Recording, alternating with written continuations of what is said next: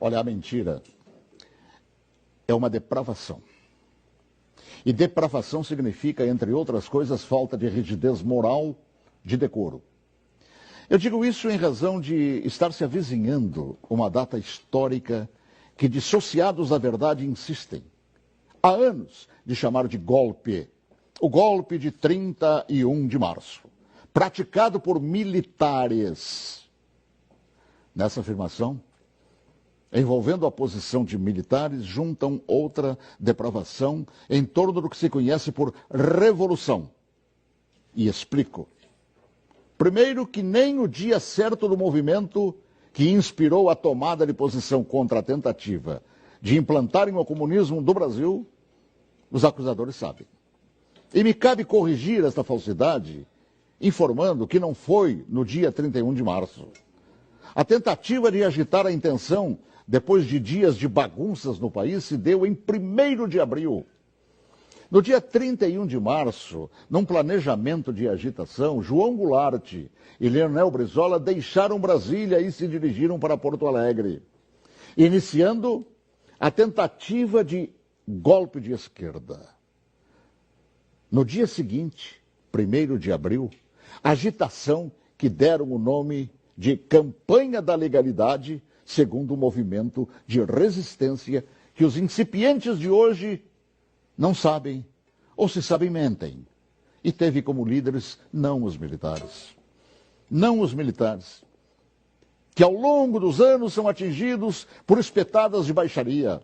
A liderança daquele movimento revolucionário pertenceu a civis que inspiraram o povo brasileiro a sair às ruas aos milhares em todas as capitais, em passeatas que ficaram conhecidas como Marcha da Família com Deus pela Liberdade. E os civis que promoveram e lideraram a revolução foram os governadores, civis, repito, do Paraná, Ney Braga, de Minas Gerais, Magalhães Pinto, da então Guanabara, Carlos Lacerda, do Rio Grande do Sul, Hildo Meneghetti, de São Paulo, Adhemar de Barros, de Santa Catarina, Celso Ramos, além dos jornalistas Roberto Marinho, do Globo, e Assis Chateaubriand, dos diários e emissoras associados, esta última empresa para a qual eu trabalhava.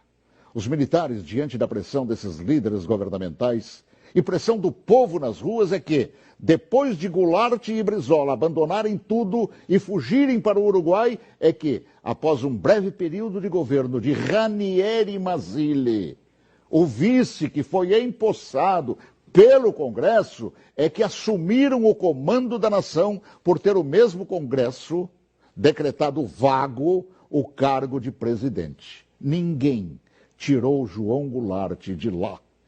Ele é que fugiu. Eu ouvi fugir. Assim, é um depravado. Todo aquele que mente sobre o que chama de golpe. E que foram os militares que assim determinaram, pois golpe é o que queriam os sociopatas implantar. E rótulo de depravados, tanto aqueles como os que hoje repetem a mentira por uma razão. Uma simples razão. Era eu, o locutor, que foi obrigado a entrar na marra no estúdio da Rádio Farroupilha naquele 1º de abril, conduzido por Goulart e por Brizola. Eu fui sequestrado e testemunha ocular da história, talvez, quem sabe, a última no Brasil, e ali ficado na cadeia de rádio chamada Cadeia da Legalidade. Eu fui nomeado oficialmente por Goulart e Brizola, lendo ofícios redigidos e patrulhados por um bando de agitadores. Eu acompanhei toda a história, também depois, através do tempo, e todos os seus capítulos não cabem aqui. Mas digo mais, todos os jornais brasileiros apoiaram os governadores civis, líderes daquele movimento, assim como apoiaram os militares depois que assumiram para botar ordem no país. Todos os grandes jornais brasileiros, com exceção do chamado Última Hora.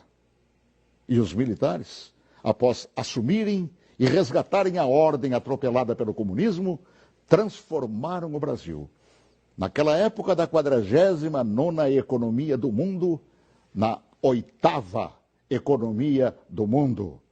Assim, pela verdade dos fatos, que se honre neste fim de semana os 55 anos do movimento que evitou nos transformarem numa Venezuela de hoje, na qual o povo não conta nem com papel higiênico.